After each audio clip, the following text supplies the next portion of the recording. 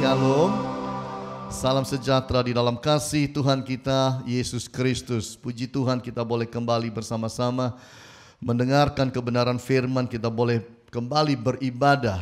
Saya baru saja membuka dan mencari tahu, waktu saya siapkan khotbah ini, mencari tahu mengenai hidup seseorang yang sangat terkenal, yaitu seorang atlet yang bernama Michael Phelps. Michael Phelps adalah seorang perenang yang top. Disebut sebagai seorang perenang yang top karena orang ini memang sangat-sangat luar biasa.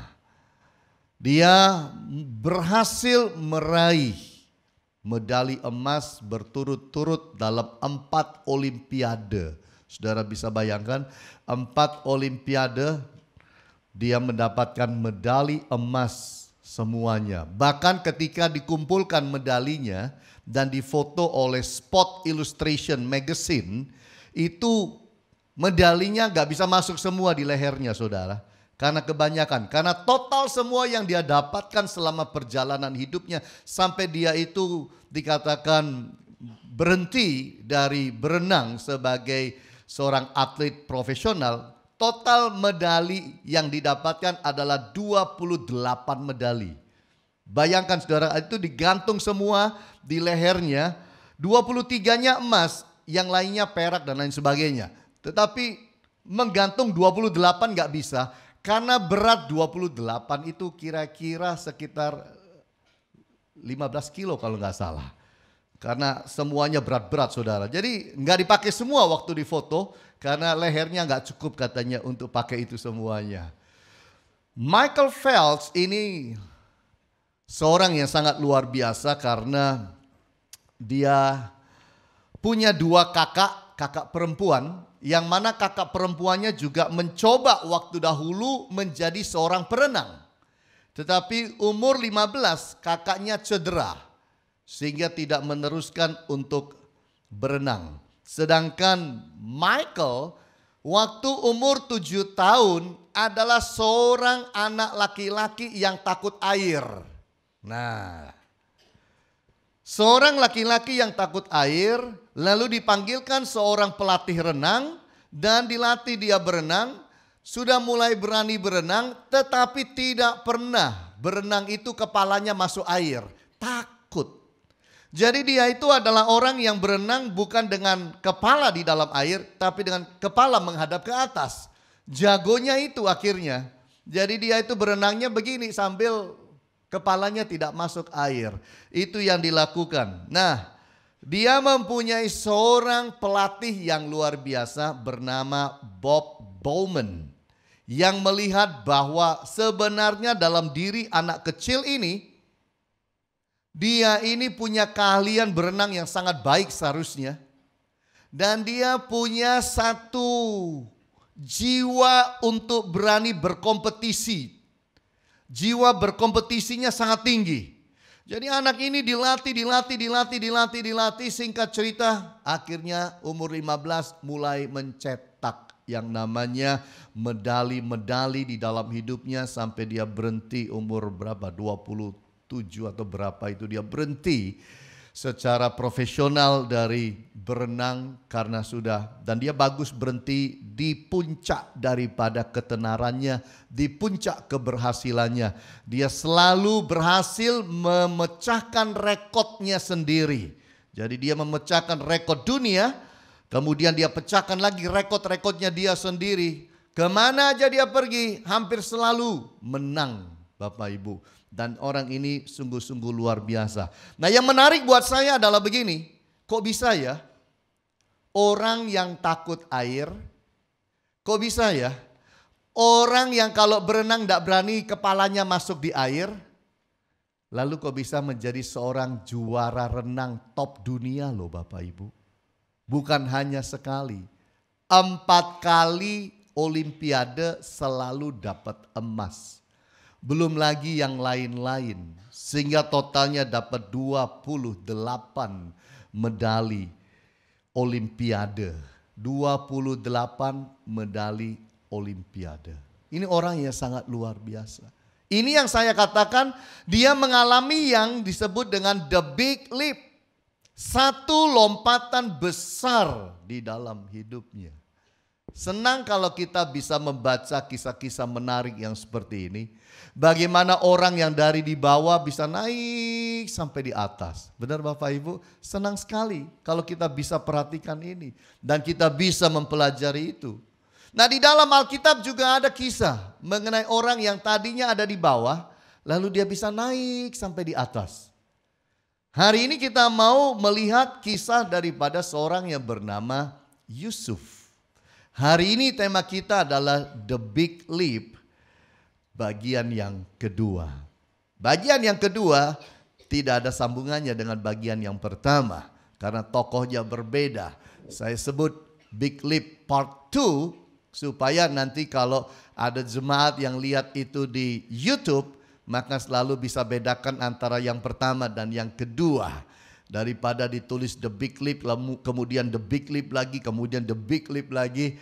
Nah, saya tulis bagian 1, bagian 2, mungkin kalau ada bagian 3. Tapi kayaknya tidak, minggu depan kita ganti tema baru. Nah, mari kita lihat bersama-sama The Big Leap, lompatan yang besar yang terjadi di dalam kehidupan seorang bernama Yusuf. Kalau saudara dan saya bisa mengcopy apa yang dimiliki Yusuf, kemungkinan besar kita akan mengalami juga sebuah lompatan besar. Hidup kita mungkin tidak sama dengan Yusuf, tapi lompatannya kita bisa mengalami sebuah lompatan yang besar. Mari kita mau lihat bersama-sama apa yang dimiliki Yusuf sehingga dia bisa mengalami satu lompatan yang besar. Dari kehidupan anak yang dimanjakan, dari kehidupan seorang anak rumahan, dari kehidupan seorang anak yang tidak diperhitungkan oleh orang tuanya, tidak diperhitungkan oleh saudara-saudaranya sama sekali. Tetapi terjadi kemudian sebuah lompatan di dalam hidupnya. Dan menjadi orang nomor 2 penguasa di Mesir.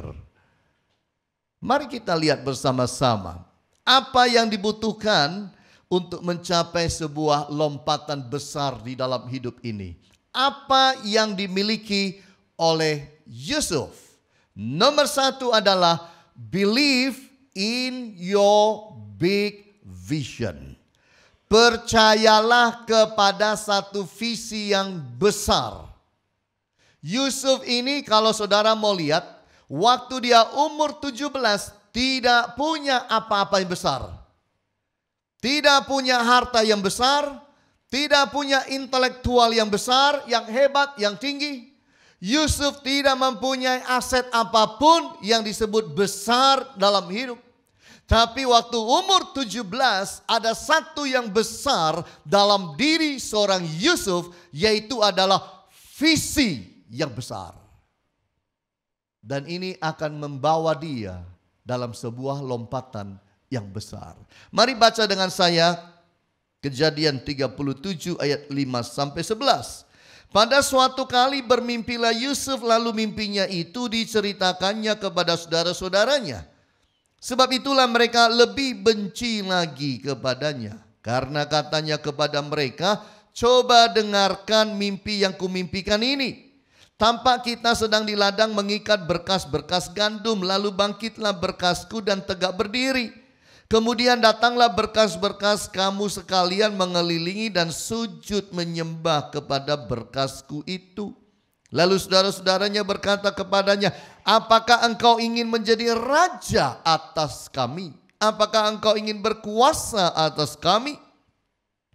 Jadi makin bencilah mereka kepadanya karena mimpinya dan karena perkataannya itu. Lalu ia memimpikan pula mimpi yang lain yang diceritakannya kepada saudara-saudaranya. Katanya, aku bermimpi pula, tampak matahari, bulan dan 11 bintang sujud menyembah kepadaku. Setelah hal ini diceritakannya kepada ayah dan saudara-saudaranya, maka ia ditegur oleh ayahnya. Mimpi apa mimpimu itu? Masakan aku dan ibumu serta saudara-saudaramu sujud menyembah kepadamu sampai ke tanah. Maka iri hatilah saudara-saudaranya kepadanya, tetapi ayahnya menyimpan hal itu dalam hatinya. Apa yang dimiliki Yusuf waktu umur 17 tahun itu? Dia hanya punya satu mimpi. Ada mimpi yang besar yang didapatkan 2 kali di dalam mimpinya. Mengenai berkas-berkas saudaranya yang tunduk kepada berkasnya dia. Lalu matahari, bulan dan bintang 11 nyembah kepada dia. Itu yang dia punya. Sebagai seorang anak yang lugu, cerita semua ini kepada keluarganya.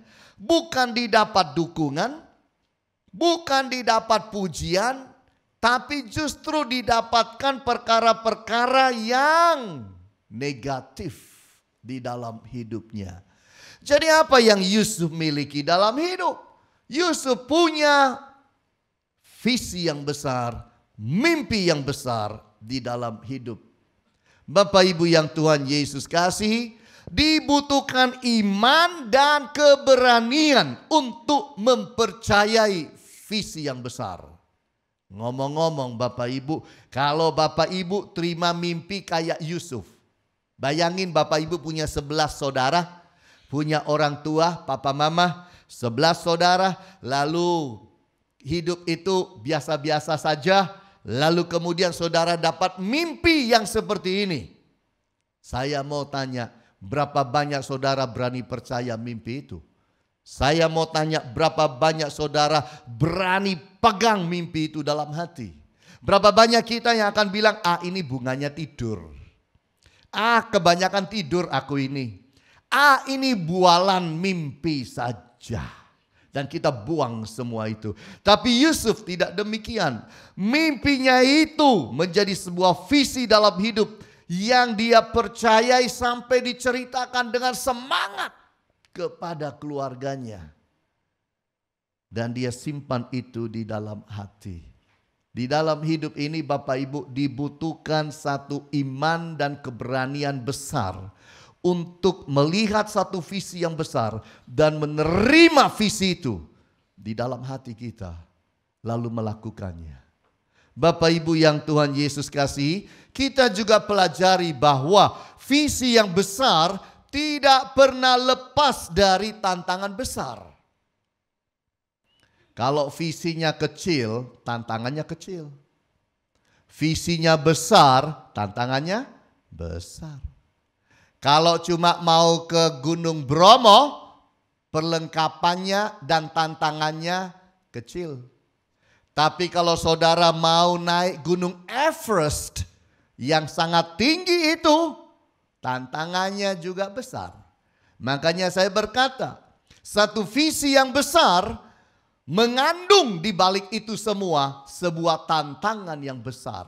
Belum terjadi apa-apa, baru ngomong sudah mendapat tantangan dari papanya, dari saudara-saudaranya. Satu pertentangan yang sangat luar biasa. Justru dibenci, bukan disayang. Itu baru dari keluarga, belum dari yang lain. Itu sebabnya di dalam hidup ini dibutuhkan keberanian yang luar biasa, iman yang luar biasa, sikap hati yang positif untuk menerima satu visi yang besar dan menjalankannya di tengah-tengah tantangan yang bisa terjadi. Visi yang besar akan membawa kita di jalan yang berbeda. Saudara harus bisa memahami ini. Orang yang punya visi yang besar, selalu relnya beda dengan kita. Beda dengan mereka yang lebih kecil. Orang yang tidak punya visi, rel mana aja bisa lewat. Tapi manusia yang punya visi yang besar, relnya sangat berbeda. Rel kehidupan, rel di mana dia akan berjalan dan maju. Nah, pertanyaan saya, saudara punya visi besar atau tidak? Saudara punya rel atau tidak dalam hidup ini? Atau hanya berkata, yang penting mengalir lah Pak. Sudah bisa hidup, sudah baik. Wow, jangan begitu. Kalau saudara tidak punya visi yang besar, engkau tidak akan punya satu rel yang akan membawa saudara maju ke depan. Di dalam dunia ini, pelajari baik-baik. Semua orang sukses selalu dimulai dengan satu visi yang besar. Dengar saya baik-baik. Semua orang sukses di dalam dunia selalu dimulai dengan satu visi yang besar, mimpi yang besar. Pertanyaannya, sudah punyakah Anda visi yang besar, mimpi yang besar di dalam hidup ini? Kalau tidak, ini waktunya untuk saudara berani minta pada Tuhan satu visi yang besar di dalam kehidupan ini. Tanpa itu saudara, engkau akan jadi biasa-biasa. Kenapa yang namanya Daud sanggup mengalahkan Goliat? Dia punya satu visi yang besar. Goliat itu hanya punya badan yang besar. Tapi Daud yang kecil, dia punya visi yang besar. Dan dia berani hadapi akan Goliat. Itu sebabnya di dalam hidup saudara dan saya, kalau kita bicara mau masa depan yang besar dan sukses, itu tidak dimulai dengan uang. Itu dimulai selalu dengan visi yang besar. Kalau saudara tidak percaya, pelajari kehidupan seorang yang bernama Jack Ma. Seorang yang disebut terkaya di negeri China. Yang dimulai dengan hidup sebagai orang biasa. Sekolahnya pun disekolahkan oleh ayah angkatnya, orang Australia. Tinggalnya pun tinggal di kamar yang sangat kecil dan sempit. Orang ini tidak bisa bayar uang kuliahnya. Hidupnya pun dipinjemin uang. Pernah dipinjemin uang 2 juta. Waktu itu 2 juta banyak. Dia tidak punya apa-apa. Tapi satu yang dia punya, satu visi yang besar, dan itu mengubahkan. Bapak Ibu yang Tuhan Yesus kasihi, mari dalam hidup ini belajar meminta pada Tuhan satu visi yang besar. Toh hidup itu cuma sekali di dunia, betul. Kita nggak akan mati hidup lagi, enggak. Kita ini hidup hanya satu kali di dunia ini. Setelah itu kita hidup bersama-sama dengan Kristus selama-lamanya. Satu kali kita yang ada di dunia ini. Mintalah satu visi yang besar daripada Tuhan untuk saudara dan saya lakukan. Bapak Ibu yang Tuhan Yesus kasihi, siapa suka main Lego? Ada yang pernah main Lego di sini? Anak-anak muda mungkin suka, oke? Ya, main Lego satu permainan yang sangat-sangat luar biasa. Buat saya rumit luar biasa. Saudara memberikan kepada saya Lego dengan 100 potongan. Itu akan membuat saya merangkainya mungkin berjam-jam, berhari-hari. 100. Tapi tahukah saudara, ada Lego yang namanya The Lego X-Wing. Dan ini dibuat oleh pabriknya. Dan Lego ini potongan-potongan kecil yang harus disusun menjadi sebuah robot. Tingginya 13,5 meter. Ini tinggi bangunan kita ini paling-paling 3 meter. 3,5 meter mungkin. Iya kan? Ini tingginya 13,5 meter tingginya. Jumlah potongan-potongan Lego yang harus disusun 5.335.200 biji. Berapa? 5.335.200 keping. Saya mau tanya, kalau saudara dikasih Lego jumlahnya 5 juta lebih ini, mau garap enggak? Kita bilang apa? Pray Pak. Kengangguran, Pak. Iya enggak? Betul enggak? Tetapi saya beritahu saudara, hal ini dilakukan pada tahun 2013.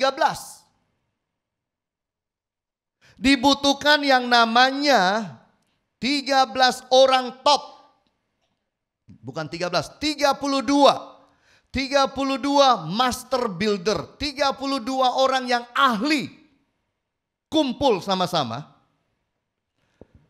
dan menghabiskan waktu 17.336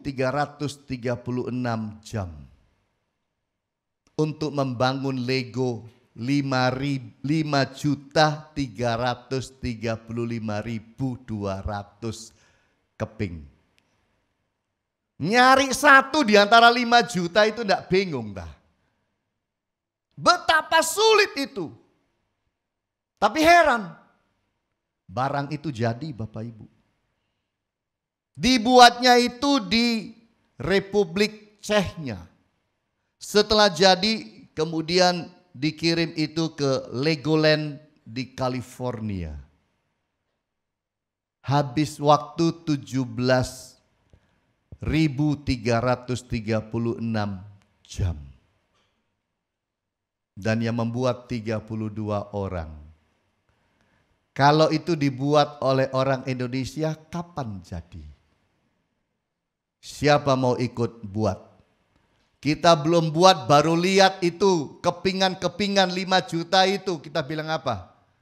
Nggak wis, kengangguran, nggak mau Inilah Bapak Ibu. Tapi 32 orang itu melihat 5 juta keping lebih ini. Mereka bilang ini satu tantangan. Ini satu visi yang besar. Kami akan lakukan. Dan mereka bisa melakukan. Visi yang besar semua orang bisa punya. Tapi berapa orang yang berani ambil itu sungguh-sungguh dan taruh dalam hati. Itu bedanya. Semua orang bisa mimpi besar. Semua orang bisa mimpi jadi pilot. Semua orang bisa mimpi jadi astronot. Semua orang bisa mimpi jadi orang kaya raya. Bisa. Kalau hanya sekedar bermimpi, berangan-angan, bercita-cita. Tapi berapa banyak bisa mempunyai visi itu dan simpan itu dalam hati dan percaya itu dan melakukannya. Itu yang bikin beda. Amin Bapak Ibu. Jadi nomor satu yang membawa kita bisa mengalami satu big leap adalah visi yang sangat besar yang saudara bisa percaya. Yang kedua adalah strong heart. Hati yang kuat. Harus punya hati yang kuat. Hati yang kuat untuk bisa terima visi yang besar itu. Tapi juga ada hal yang lain mengenai hati yang kuat. Coba lihat di dalam Kejadian 37 ayat 28. Ketika ada saudagar-saudagar Midian lewat, Yusuf diangkat ke atas dari dalam sumur itu, kemudian dijual kepada orang Ismail itu dengan harga 20 sikal perak. Lalu Yusuf dibawa mereka ke Mesir. Ayat yang ke-36, adapun Yusuf ia dijual oleh orang Midian itu ke Mesir kepada Potifar, seorang pegawai istana Firaun, kepala pengawal raja. Nah saudara lihat di dalam ayat-ayat ini, setelah Yusuf punya visi yang besar, kemana rel hidupnya berjalan? Saudara kalau membaca ini, rel hidupnya tidak naik ke atas, tapi rel hidupnya turun ke bawah. Punya visi yang besar menjadi seorang pemimpin yang besar.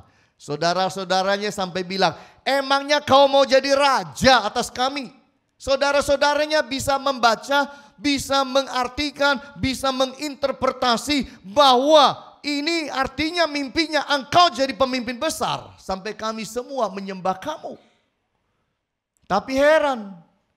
Jalannya bukan ke atas. Jalannya turun ke bawah. Dimasukkan dalam sumur. Dijual kepada pedagang-pedagang Ismail. Dijadikan budak di rumah Potifar. lalu dikhianati dan diomongin busuk oleh istri Potifar, lalu masuk dalam penjara. Kemana jalannya Yusuf? Jalannya Yusuf turun ke bawah. Padahal visinya sangat besar, naik ke atas. Makanya dibutuhkan yang namanya strong heart. Hati yang besar. Menjaga hati yang kuat di tengah serangan badai yang negatif. Karena visi yang besar itu bagikan telur. Butuh waktu untuk menetas. Selama menanti, selama menunggu, akan terjadi banyak badai dan serangan. Makanya dibutuhkan hati yang kuat. Kalau Yusuf tidak kuat, dia bilang apa? Percuma visi besar, mimpi besar yang pernah aku lihat. Bocai. Wong hidup jadi begini kok. Hidup jadi hancur kok. Masa depan tidak terlihat kok. Mimpi besar apa itu? Dibuang itu dari hati. Maka Yusuf tidak akan pernah melihat mimpinya menetas menjadi sebuah realitas yang besar. Itu sebabnya butuh hati yang kuat. Kadang-kadang saudara punya visi yang besar, tapi orang lain menentang. Keluarga mungkin tidak setuju. Disitulah butuh satu hati yang kuat. Selama saudara percaya itu sesuatu yang besar datang dari Tuhan dan tidak mengandung dosa, saudara boleh tetap pegang itu di dalam hati dan lakukan di dalam hidup. Kita harus menjaga hati untuk tidak dikalahkan oleh kegagalan.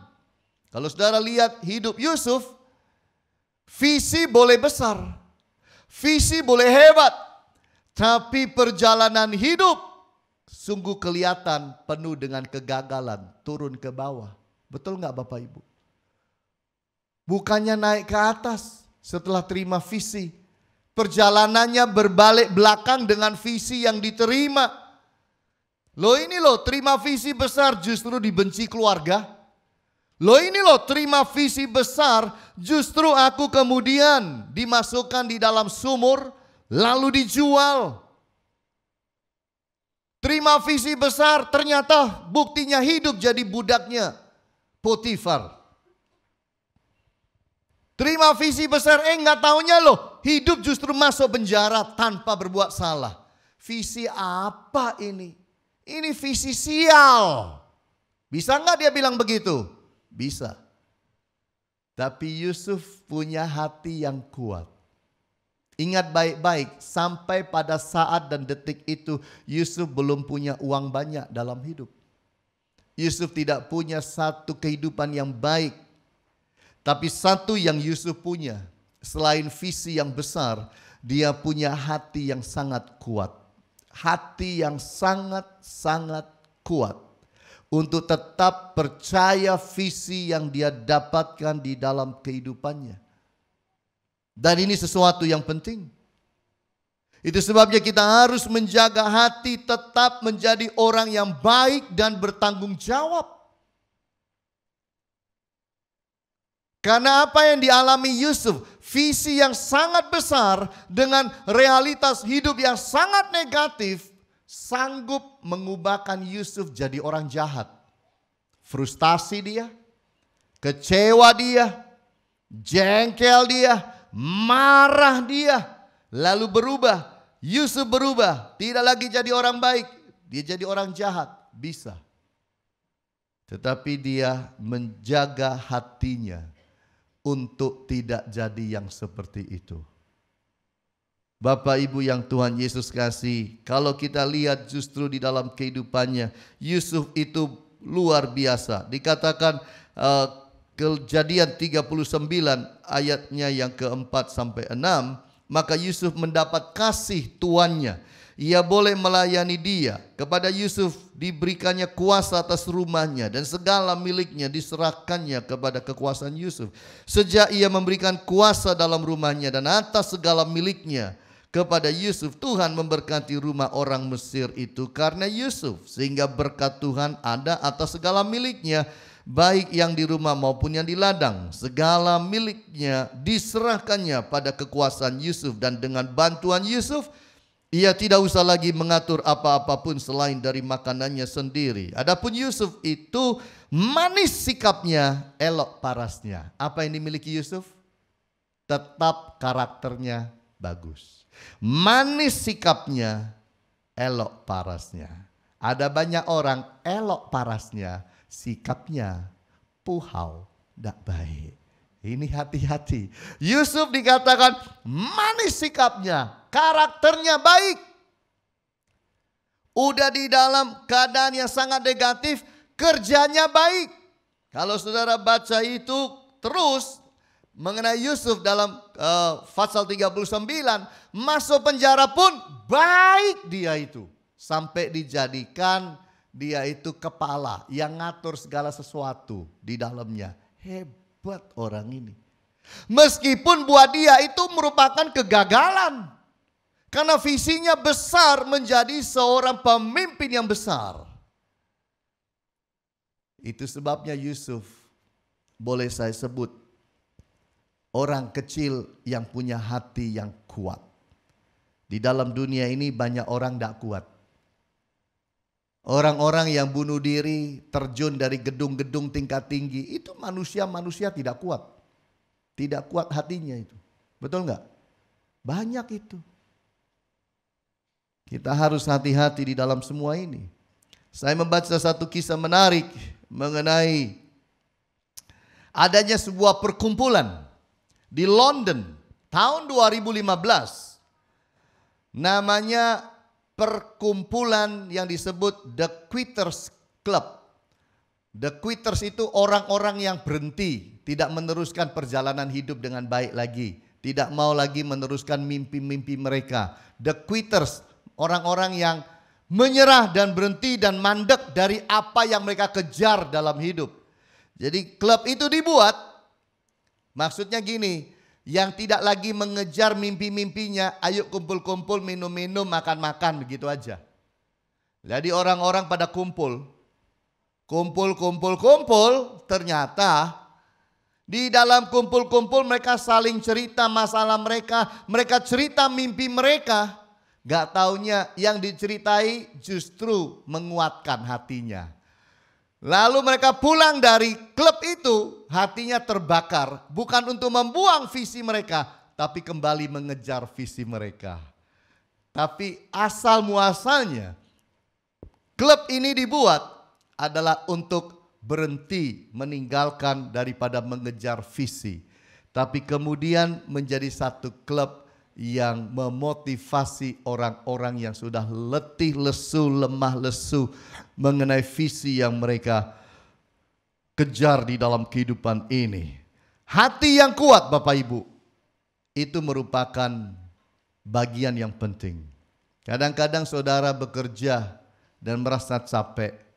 Kok masih begini? Udah kerja setengah mati, kok masih begini-begini aja? Dibutuhkan hati yang kuat untuk bertahan dan tetap setia. Karena saya percaya orang yang setia, orang yang hatinya kuat, orang yang tahan banting, inilah yang akan sukses. Di dunia ini ya begitulah. Manusia yang tahan banting itu sukses pada akhirnya. Amin Bapak Ibu. Lah kalau Yusuf tidak tahan banting, harusnya udah bunuh diri nih orang. Betul nggak? Iya. Visinya jadi pemimpin besar. Lah dimasukno di dalam penjara. Visinya jadi, mimpinya besar. Lah kok aku hidup jadi seorang budak. Dah bunuh diri aja deh. Daripada saya ini kacau hidup. Bisa. Itu kalau hatinya nggak kuat. Nah puji Tuhan hatinya dia adalah hati yang kuat. Nah bagian yang ketiga kita lihat bersama-sama. Apa yang bisa membuat kita dari lembah naik ke atas, yaitu apa yang saya sebut solid devotion. Ini ada pada Yusuf. Solid devotion, yaitu adalah sebuah saat teduh, sebuah hidup rohani yang betul-betul kokoh di hadapan Tuhan. Artinya begini, bahwa Yusuf di tengah apa saja yang dia alami dalam hidup tidak pernah meninggalkan Tuhan. Yusuf justru hidup tetap dekat Tuhan. Itu sebabnya saya sebut kerohaniannya sebagai solid devotion. Devotion itu adalah ketika kita hidup dan berhubungan dengan Tuhan. Kayak saat teduh kita, rohani kita yang kita jaga. Yusuf yang dijaga di dalam hidupnya. Di tengah hancurnya segala sesuatu dalam kehidupannya. Satu yang dia sangat jaga, yaitu adalah hubungan dia dengan Tuhan. Itu kita bisa lihat di dalam banyak ayat mengenai hal ini. Kalau saudara lihat itu di dalam Kejadian pasal 39 ayatnya yang kedua dan ayat yang ketiga. Itu mengatakan, tetapi Tuhan menyertai Yusuf sehingga ia menjadi seorang yang selalu berhasil dalam pekerjaannya. Maka tinggallah ia di rumah tuannya orang Mesir itu, Potifar. Setelah dilihat oleh tuannya bahwa Yusuf disertai Tuhan dan bahwa Tuhan membuat berhasil segala sesuatu yang dikerjakannya. Jadi saudara lihat, Tuhan menyertai Yusuf. Bukan hanya Yusuf tahu itu, juragannya tahu bahwa Tuhan menyertai Yusuf. Artinya begini, kehidupan rohaninya itu membuahkan hasil yang sangat luar biasa. Sehingga Yusuf ini ada di mana dan apa yang dikerjakan berhasil. Orang dunia bisa melihat bahwa Tuhan menyertai Yusuf. Itu berarti hubungan Yusuf dengan Tuhan itu sangat kentara sekali dalam hidup sehari-hari. Dia menjaga hubungannya yang sangat baik dengan Tuhan. Termasuk ketika ada di dalam penjara.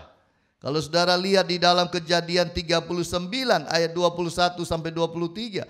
Tetapi Tuhan menyertai Yusuf dan melimpahkan kasih setianya kepadanya dan membuat Yusuf kesayangan bagi kepala penjara itu. Sebab itu kepala penjara mempercayakan semua tahanan dalam penjara itu kepada Yusuf. Dan segala pekerjaan yang harus dilakukan di situ dialah yang mengurusnya.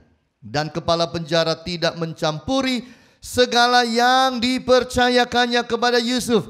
Karena Tuhan menyertai dia. Dan apa yang dikerjakannya dibuat Tuhan berhasil. Pertanyaan saya, kalau Yusuf tidak kuat dalam hubungannya dengan Tuhan, apa mungkin Allah menyertai dia? Apa mungkin Allah memberkati dia? Apa mungkin Allah membuat dia berhasil dalam semuanya? Itu dimulai dari Yusuf yang tetap menjaga hubungannya dengan Allah terus menerus. Di tengah situasi positif, di tengah situasi yang negatif, Yusuf tidak berubah dari Allahnya. Dan itu yang membuat Yusuf mengalami satu big leap dalam hidupnya. Visi yang besar itu kemudian menetas, Bapak Ibu. Penyertaan Tuhan merupakan bukti adanya hubungan yang kuat antara Yusuf dan Allah. Ini luar biasa. Dia tidak punya banyak, tapi apa yang dia punya, hubungannya dengan Tuhan tidak pernah dikorbankan. Itu indah. Berkat Tuhan terjadi karena sikapnya yang mengutamakan Allah. Ini dijaga dia. Di mana saja hubungannya sama Tuhan itu adalah hartanya. Nggak punya apa-apa lagi kecuali Tuhannya. Hati melayani dengan karunia Allah tetap terpelihara. Dari mana kisahnya? Dari Kejadian 40. Ayat yang ke-8. Waktu dalam penjara, karunia Yusuf tetap jalan. Itu tandanya Yusuf hubungannya tetap baik dengan Tuhan. Karena karunia rohnya tetap jalan. Yaitu karunia mengartikan mimpi tetap jalan.